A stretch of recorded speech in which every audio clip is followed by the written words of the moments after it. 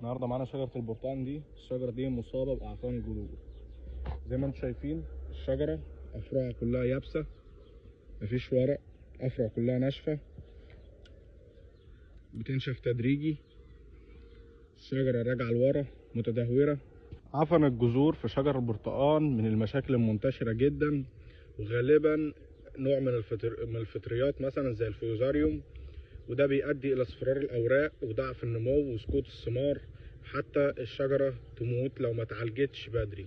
هنروح جايين زي ما احنا شايفين كده نقص الافرع اللي ناشفه دي او اللي بيحصل لها موت رجعي، ونشيل اي فرع ضعيف في الشجره عشان يخفف الضغط عليها.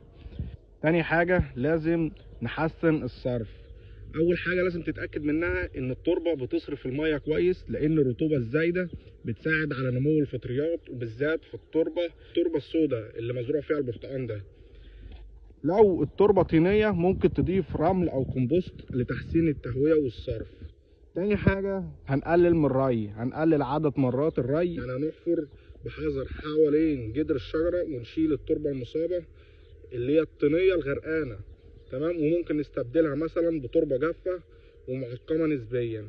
تاني حاجه ممكن نستخدم مبيد فطري جهازي زي مثلا الرودوميل وزي الفوسفات الامونيوم، وتستخدم المبيد برضو على حسب الجرعه الموصى بها على الازازه، ونرش حول منطقه الجذور او بالري، او ننزل المحلول او المبيد الفطري مع الري. تاني حاجة ممكن نستخدم مثلا حمض الهيوميك عشان نحفز الجذور الجديدة.